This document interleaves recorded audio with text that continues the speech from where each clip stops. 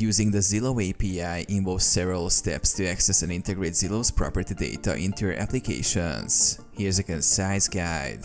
Obtain an API key. Sign up for a Zillow account if you don't have one. Go to the Zillow API page and request an API key. You might need to provide information about your application and its intended use.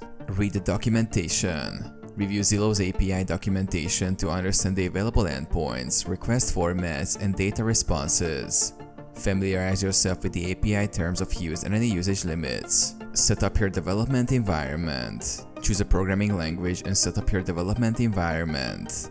Install necessary libraries or packages for making HTTP requests. Make API requests. Construct your API request URL using the endpoint, your API key, and any required parameters. Handle responses. Parse a JSON or XML response to extract the needed property data. Handle errors and edge cases as indicated in the documentation. Integrate data. Use the retrieved data in your application, whether it's for a real estate website, data analysis, or another purpose. Ensure your application adheres to Zillow's usage policies and guidelines.